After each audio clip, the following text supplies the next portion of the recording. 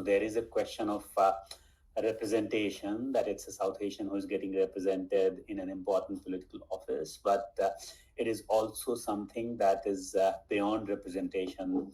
Uh, he is talking about questions of affordability, which is very, very important question. And a large number of South Asians in New York City not come from affluent families, not come from affluent background, right? And so they see a candidate who is talking about their lives and how they can better in their life and how their economic conditions can improve, right? And so that is also creating a lot of excitement. Once he becomes the mayor, it is going to be challenging because any mayor has to work with state government, right? So New York governor is Democratic governor, so there he doesn't have that much problem. There are issues there also, but he has to work with federal government, right? And so it's going to be challenging, right? And he is going to be very careful about how he navigates this complex and challenging terrain. But mm, uh, provided what he has spoken about in the last 2-3 weeks during the campaign, he's very clear that he's going to do everything possible to protect people who are vulnerable, people who are vulnerable to ICE raids, people who are undocumented, people who are law-abiding, just living their lives. Large number of undocumented people are law-abiding, hardworking people, contributing to the economy, contributing to society. They have families, they have lived here for 10, 15, 20 or more years, right? They have a life here, right?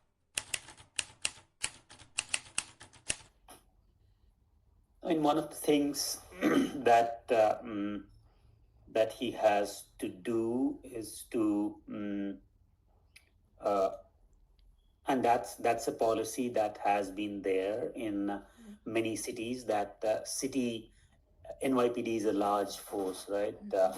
And that's the main force which does the work of policing in New York City, right? And so one of the things that many cities have decided, and that has not been decided recently, that has been something that has been there for a relatively long time, that they would not cooperate with federal immigration officials, right? They would not do the work of uh, informing them that here is an undocumented person, we will help you detain them or deport them, right? And so if city government, if city infrastructure, they have a lot of information about people, they have a lot of information about where they live, and all kinds of information, right? And NYPD has a lot of access to different kinds of areas, right? They have a lot of information, right? So if just the fact that they are not willing to cooperate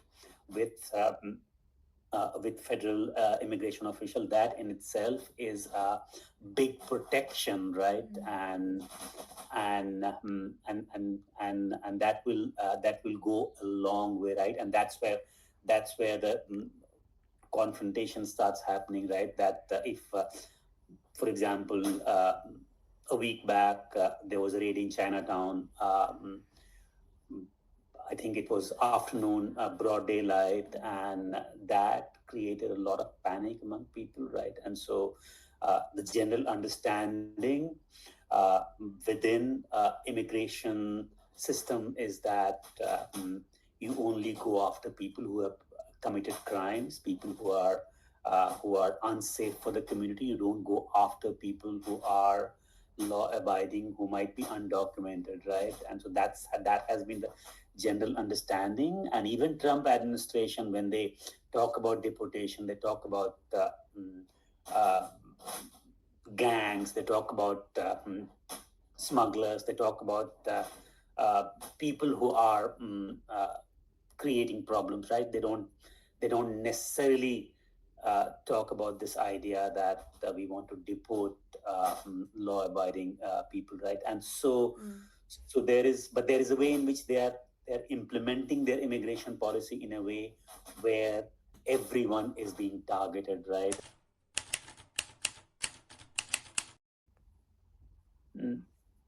It means a lot for South Asian community because one, it's a question of representation, but more important than that, it's also a question of what kind of vision Zohran Mamdani has, right? And there are lots of things one can say about Zohran Mamdani, but one of the most important thing that one needs to say about Zohran Mamdani is that he is thinking about, or he is in many ways symbolizing uh, an America which is inclusive, right? That um, uh, you want everyone to feel, everyone to be feel that they're part of this country, right? And so he's somebody who is who naturalized in 2018, I think,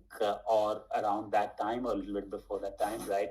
He came as he's he's a foreign-born person. He was born in Uganda, came to the US when he was 7, right? And so, if you think about his rise in politics, then you see him as somebody who is also a dual citizen, right? And so, in many ways, he can be termed as somebody who is an outsider, right? And if you see that kind of person becoming such a uh, such a popular politician, people love him, people like his policy, right? And for South Asians, that means that you are seeing a different version of United States, which is in complete contrast to what Trump is proposing, right?